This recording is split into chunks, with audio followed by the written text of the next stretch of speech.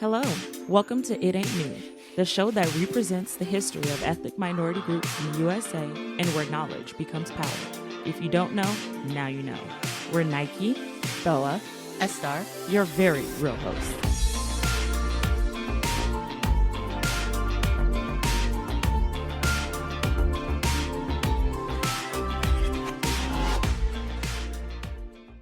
Hello, Dandelions. Today is a really exciting day. We have our very, very first guest with us in our studio today, and I'm super stoked to introduce one of my best friends, Emi.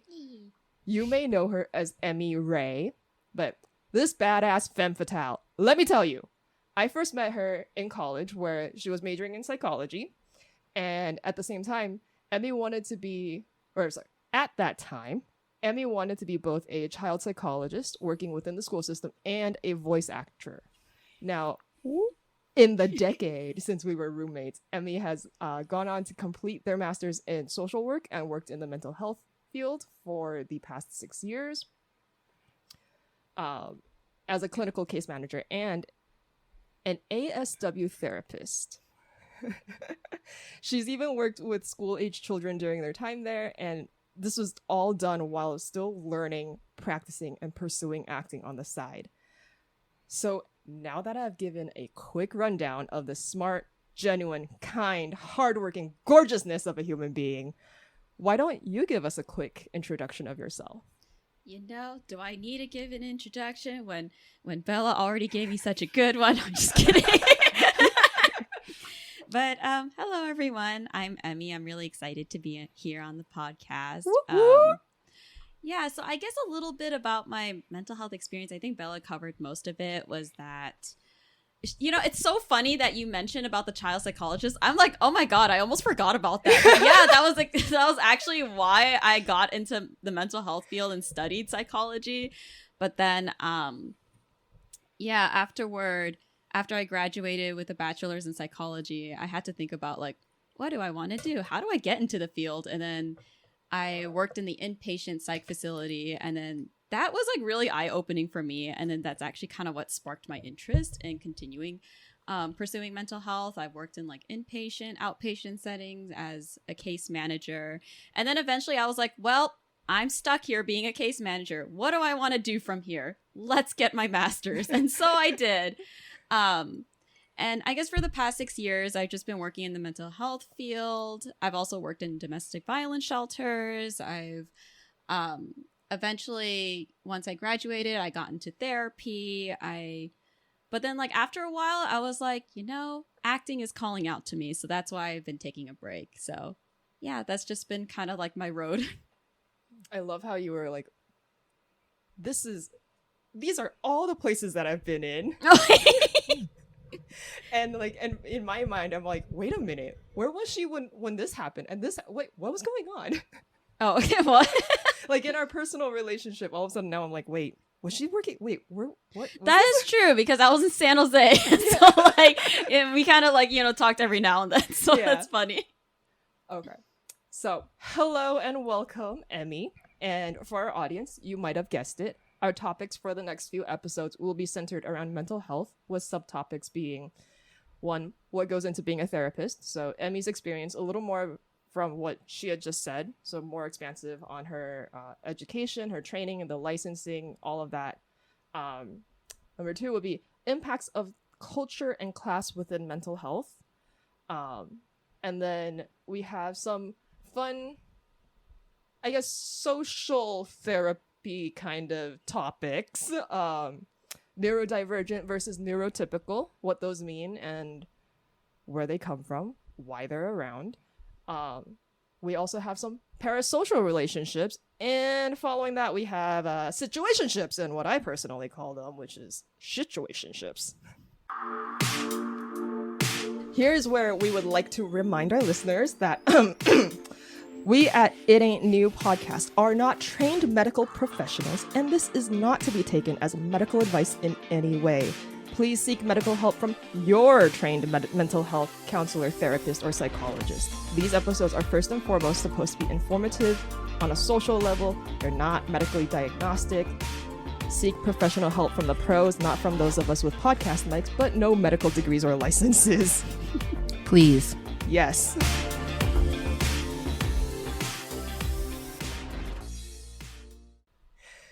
All right. So, first topic of the day. What goes into being a therapist, Emi? So do you mean like how do you become a therapist, or I'm just like wanting clarification? Yes, like what? So I'm guessing from what we were hearing just now, like you need a master's. So probably when you start, it's like, do you have to get a bachelor's in like psychology or like science, or what is the educational roadmap? Like the process. there? Gotcha. So yes, you do need a master's from an accredited institution. So it could be psychology or marriage and family therapy, or it could be like social work, which I did. So after that, you do have to submit like an application to the Board of Behavioral Sciences to get like, it's kind of weird. It's like I got an ASW and then there's also an AMFT, but then they call it like you're an unlicensed therapist. So it's like a license that's not really a license, but that's just for you to accrue hours and, you know, so you can be supervised and actually start engaging clients in therapy. And I believe for AMFTs and ASWs, and just to kind of break down what that is that so ASW is an associate social worker, or a CSW is like associate clinical social worker. So that's what it stands for. But abbreviating is just easier. So we actually have to accrue 3,000 hours of engaging the client in therapy. This doesn't include documentation. This doesn't include like any other kind of outside work. It's just all specifically engaging client therapy and getting supervision. And this is after you've gotten your master's and gotten your my unlicensed license. Sorry, like it's so ridiculous. But yes, it's after that. Like otherwise, if and what's interesting is that for the MFT, the marriage and family therapist, they are able to accrue hours while they're still in getting their master's. They can accrue hours during then. They can accrue up to like 1,300 hours, essentially. Okay. But with social workers, you can only accrue after you get your master's degree, and then like once you submit to the board. I think it's stupid because I was doing therapy even before then, but I mean, sorry, I'm just like bitter. I saw the term associates on there, and I saw like of all the laws and all the other stuff that they have, it's literally, hey, if you have your associates, you need to have, you know, the doctors and the nurses and like all these other people who are like supervising you so you get your hours. And then the way that I saw it was like, I understand that you want to make sure your therapists are trained and that they're treating people like people and they're doing their job, but at the same time, really? I mean, I think that in a way, like, I don't hate it completely too, because I feel like as therapists, sometimes we do need guidance as well. Like, it is nice to have that guidance of, I want to help this client, but I don't know how to. So it is nice to have that supervisor, just kind of like get that feedback and whatnot. So like, to me, I don't see it as too bad, too bad of a thing. I actually think that it can be, helpful for them. Right. Yeah. So earlier you kind of mentioned how you came to deciding that you want to be working in therapy. How about specifically social work? Yeah, I think that each program has like a different approach. Okay. Definitely. So marriage and family therapy, from my understanding of it, from all my colleagues I spoke to, and they're very focused and concentrated on the process of therapy. They introduce a lot of different therapeutic modalities. And I love that. I think it's very respectable. And and there's a part of me that kind of wishes my program also did that. With social work, they come from a very different approach. Like, I would say MFTs are more like microsystems, like very focused on the individual. Okay. But then social workers, they're focused on macro system. So they're focused on like so many different parts. They're very like, not only is it the individual, but it's like they're very like, okay, we're looking at the families, the communities, like the policies in place. So it's more general. Okay. That makes sense. And also it kind of feels more welcoming in a sense. At least like first impressions for me right now when I hear it and I hear that, I'm like, oh, okay. Because I feel like a lot of people go into therapy and it's like, it's my fault, it's it's all me. But when you bring it in from like a social work perspective and it's more macro in that sense, it's like, sure, you might have certain elements that you're bringing in, but the environment around you is also a huge factor. Yeah, and that's what I loved about social work and why I kind of got into it too, was because after just even before I was studying to get my master's, I was working with a lot of clients, and I remember just going through a lot of barriers and just trying to get them help, and then just realizing like, okay, like I understand that clients do like make certain choices that do affect them, and they do have to be held accountable for their own actions and whatnot.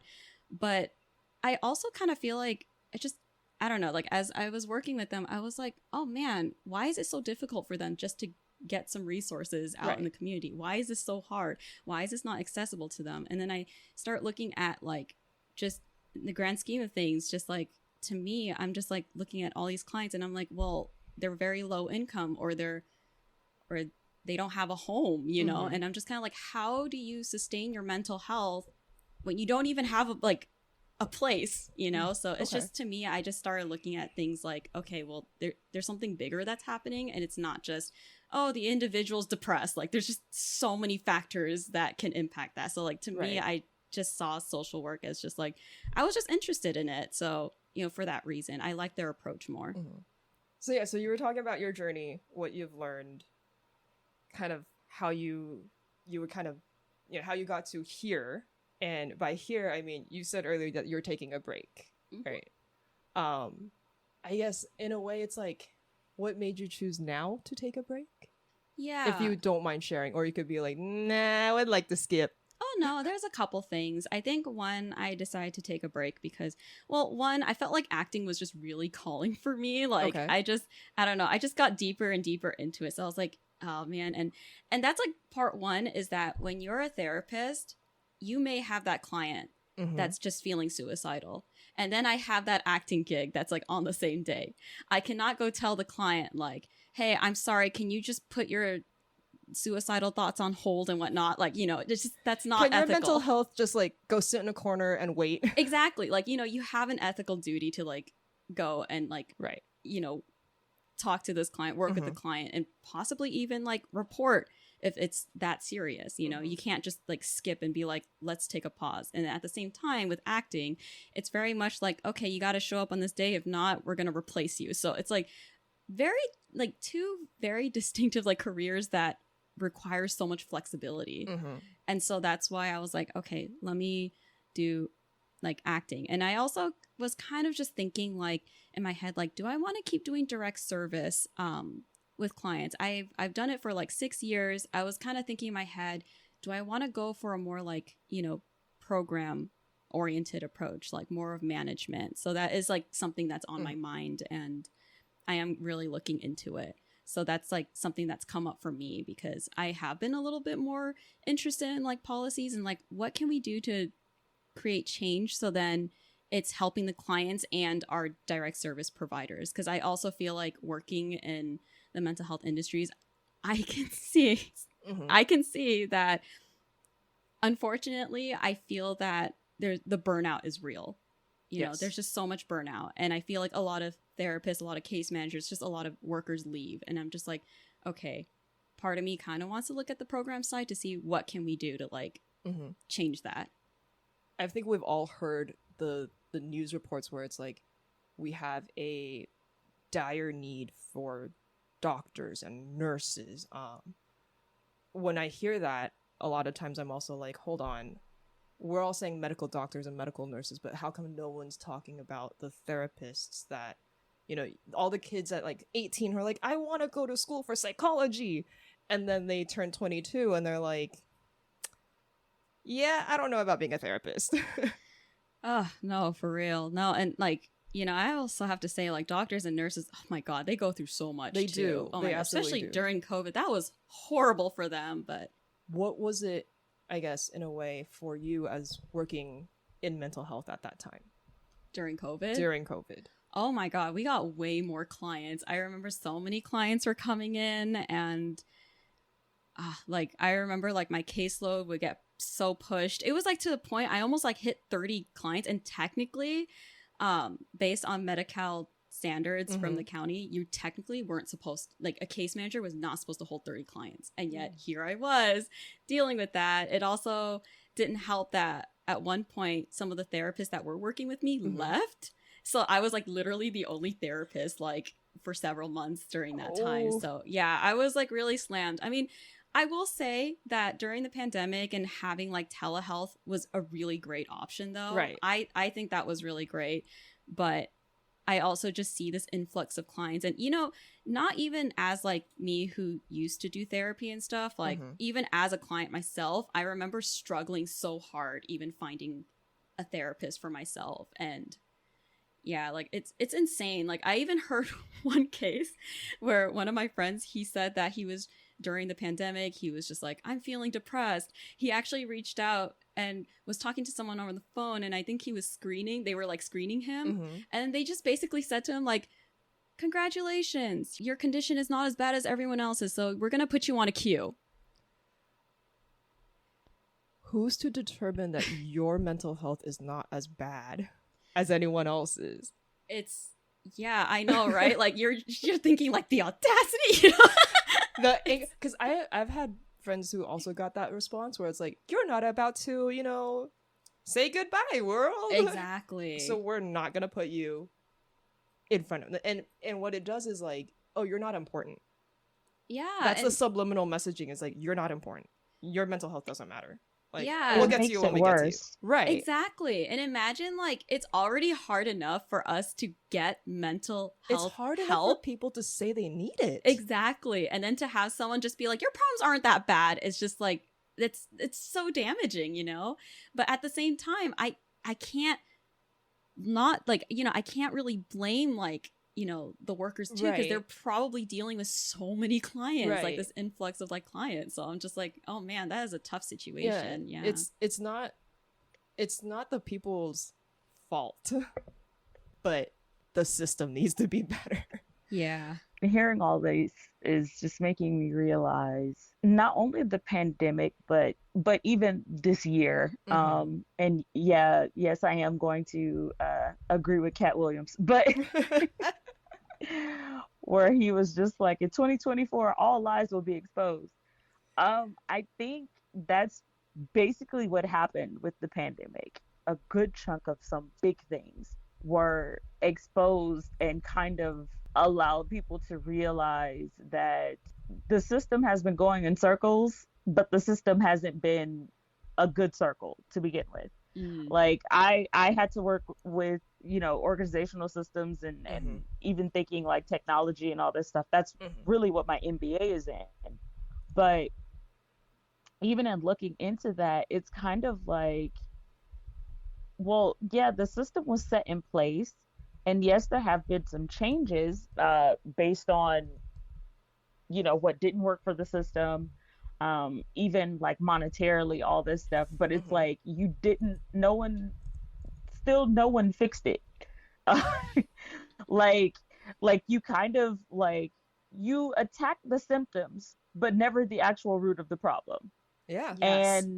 And so that's why we keep ending up in, to be honest, the same place. But I mean, that's where insanity comes from. You keep doing the same thing over and over again and expect the same outcome, or you expect a different outcome rather, but you get the same outcome. And you think that you don't have to change something to get to this other place. All of the stuff that we're dealing with now, in whatever kind of like section or segment of life you can think of. Mhm. It's pretty much just repeating history. Same script, different cast. And that's essentially what's happening Mhm. all over the world, all kinds of things. And it's kind of crazy how, to be honest, I think we gaslight ourselves into thinking it's different. Yeah. I can definitely see how it's like people want change and progress so bad that they're like anything changed, anything is progress, and it's progress in the right Mhm. direction. And I'm just Right. like, but is it? Or Right. is it just, oh, we just shifted the story to have different characters now. We swapped out the Yep. main character for someone else. Mhm. It's like watching Fresh Prince of Bel-Air in that one episode, although they are both great actresses, but that one episode where they introduced the new Aunt Viv, Oh my god. but they never actually, like, they acknowledge it, but they don't acknowledge it. Right. And, the seasons continue. And it was still a great show, even, afterwards. But it's like, you didn't acknowledge anything. You didn't The body acknowledge swap. why she left. Right. And it wasn't even like and it was crazy because it's like, it's different. It's Mhm. strikingly different. Mhm. Not necessarily that it might be bad or something, but it's strikingly different. But you're gaslighting the audience into thinking that, like, there it is. But we did it, right? We did well though, right? Right. We did good. And again, no hate to either one of them, because Mhm. actually I absolutely love both Aunt Vivs, but I'm just saying, like, it's that example. Hollywood literally, like, replaced her no matter what was going on, Right. in the actual background, which we, don't find out until much later. It's still like, y'all broke the fourth wall on the episode and then continue the show like nothing happened. Like, you literally gaslit all of the Fresh Prince of Bel-Air fans Right. and the entire Black community into thinking that this was not like that. This was Aunt Viv from the beginning, right? Like, no, like, you have to watch if you want to watch Fresh Prince with the original Aunt Viv, you literally have to go on, like, HBO. You Whoa. cannot, like, really, like, it's not even on really streaming. see those. Only on HBO, and maybe I can't remember if they put some of it on Peacock, because I can't remember the original broadcast network. The original broadcast network, because, to be honest, these things pass through so many hands, not even gonna lie. But it's very hard to find those episodes unless somebody's doing some sort of commentary Mhm. on the episodes, or being like, here's a deep dive into, like, the original Aunt Viv, all this stuff. But again, that's like alternative spaces. Right. But right. mainstream, they're acting like this was the same actress the whole time. No, this was the mother of little Nyke, all this stuff. Yeah, you totally no, you were wrong. Your eyes were tricking you. This is the same person. The eye color was always, the eyebrow was always like this. The hair type was always. Thank you. And it's and yeah, it's but in healthcare setting. So yeah. But in healthcare setting, hey, we were saying that, we made some changes. Mm-hmm. Yeah, everything's moving online. It's for the better. You'll have better access to more therapists in your area. Better therapists from other areas. Let's introduce BetterHelp to you. Exactly. Have easier and access. This was the worst thing. Like, honestly, I think BetterHelp was the worst thing. And somebody, I can't remember who it was, because I was actually watching a response video from does anybody watch Cinema Therapy on YouTube? Yes. I absolutely adore them. Like, both of them, thank you for creating this. Their response to BetterHelp, when people finally brought it to their attention, like, hey, basically these people are moonlighting as therapists. They're not actual therapists. Their response to it was like, okay, yeah, we're going to look into it. Like, we didn't know this was going on. Let's figure this out. But it's like, with BetterHelp, that's pretty much what it was. It was a bunch of people moonlighting as therapists. Right. Although BetterHelp was a great idea, what they weren't necessarily vetting the people who were going to be therapists. So you're literally putting your Right. name on a whole bunch of people who are not actual therapists. Maybe you get, one or another, because some people did actually They end up do with, have their licenses good and stuff like reviews. that. Yeah. Yeah, exactly. But it was just like, and it's crazy though, because for BetterHelp to exist, it was because the system was already broken. So it's like Yeah. all of these things, but We took it yeah. from the physical space to now everything's online, and we're slammed. So I don't know if I can check your licensing. Oh my Right. god. No, that's crazy. And that is very true what you say, that BetterHelp was kind of put as here's the solution, because for private therapists sometimes it takes forever just to get a therapist, Right. and then Yep. there's BetterHelp. But now I'm just like, okay, now I think this process is too rushed, because just Mhm. everyone and their mothers is just signing up on the website, and it's crazy. I mean, and there are even some people who are licensed, but I don't know, like Some at therapists least, just don't mesh with their patients.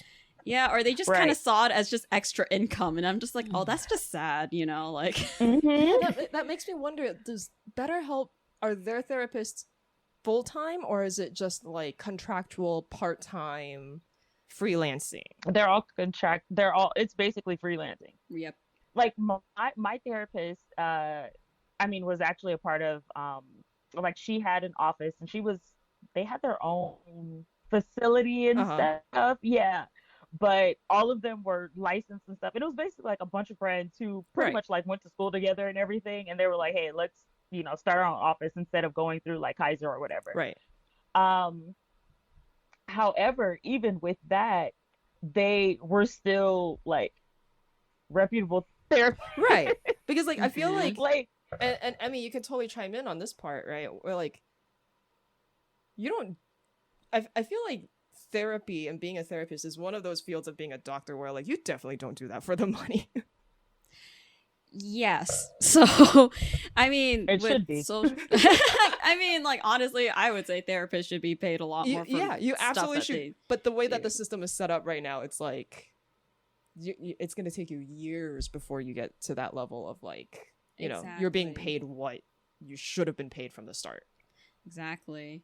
No, for sure. I'm just like, yeah, a lot of people who do become therapists, they're just, like, I feel like you have to have a heart to be one. You really do. Like, I cannot imagine anyone who's like, I want to be a therapist for the money. I'm like, holy cow, dude, just be a doctor or something, or be a lawyer, like do something else. Like, I guarantee you that's just so much easier than being go a to plastic therapist. surgery, Just saying, yeah, Go be exactly. a plastic surgeon. dermatology, something, Oh, that is Exactly. super popular these days. Yeah. Skincare.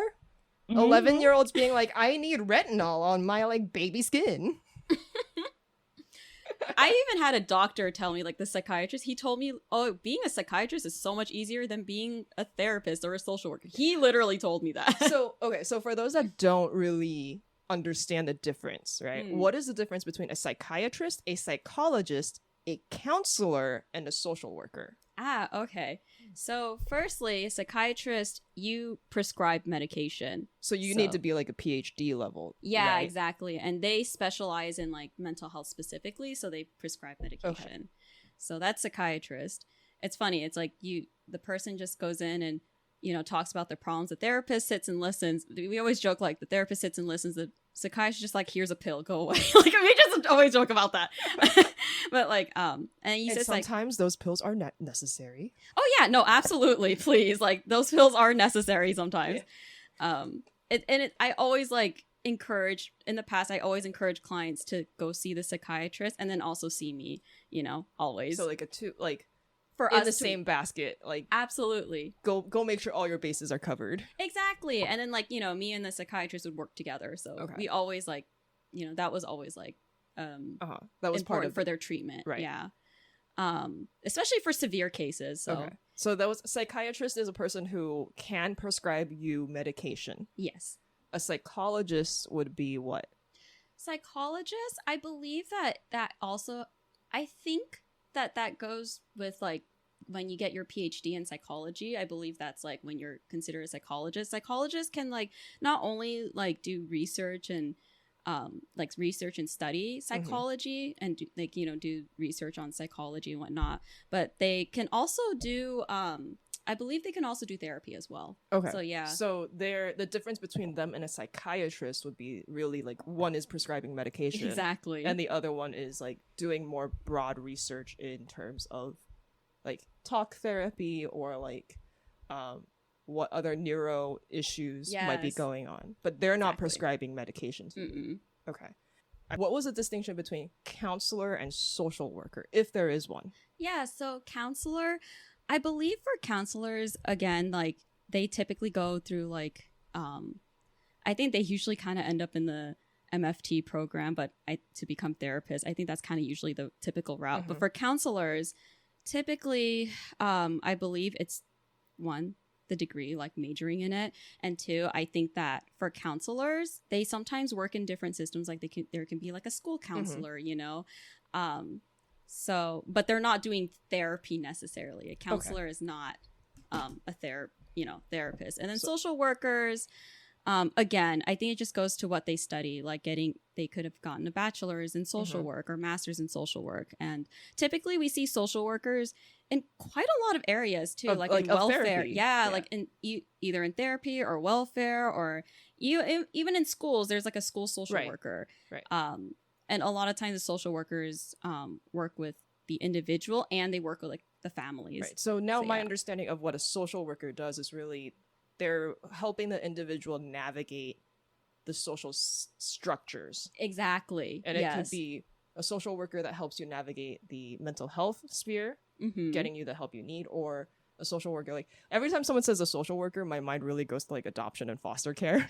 Oh, that is fair. That is fair. So that's where the term for social work really, like in my mind, that's where it's always been. So when people were like, oh yeah, I'm a social worker, up until recently, I've never thought of them as like mental health counselors of any sort. I'm just like, you work with kids in the or like you take kids away, like that. I get that a lot.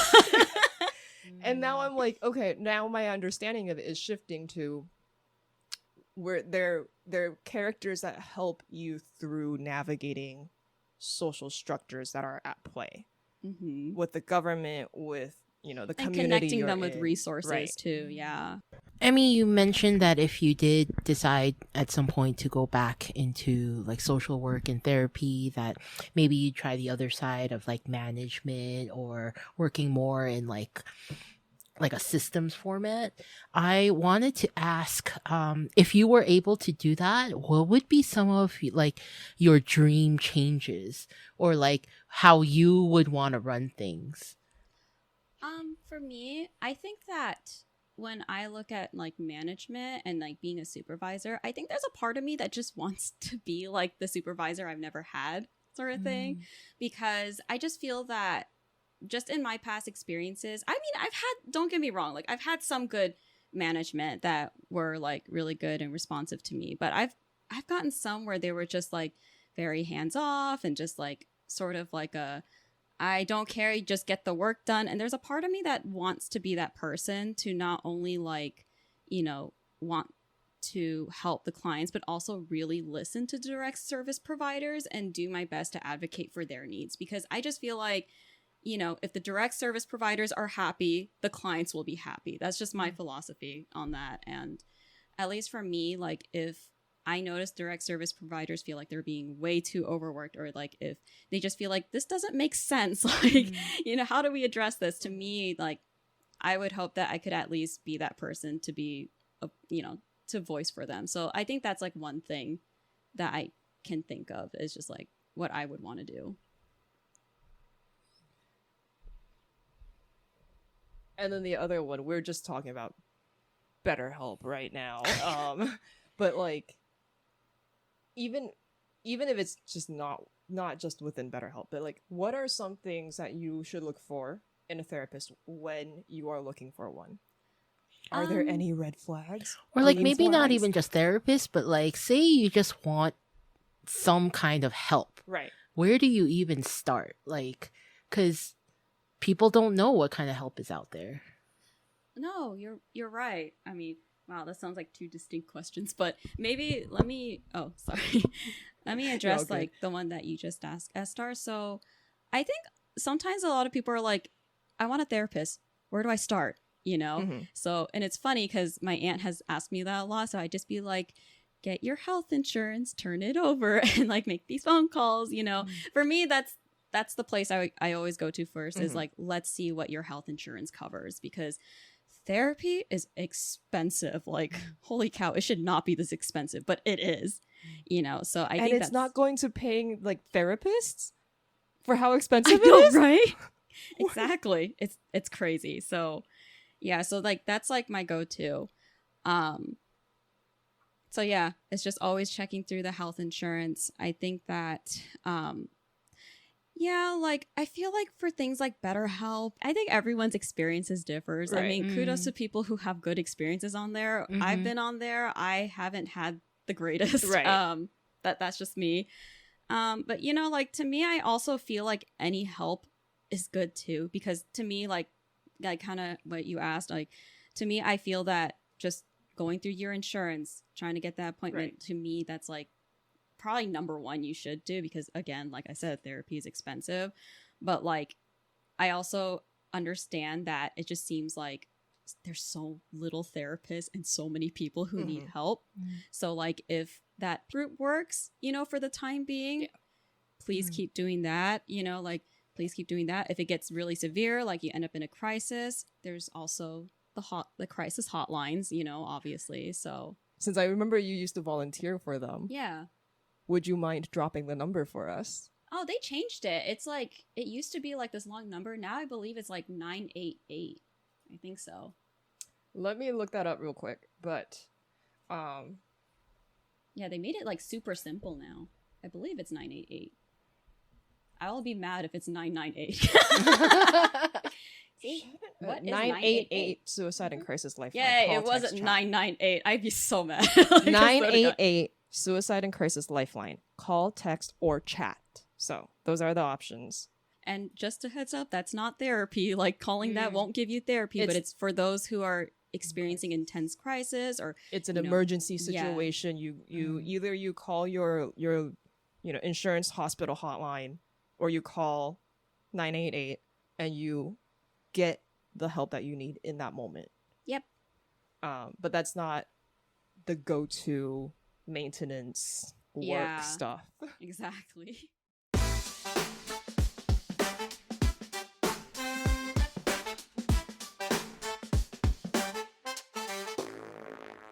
Thank you all for listening to It Ain't New, where if you don't know, now you know.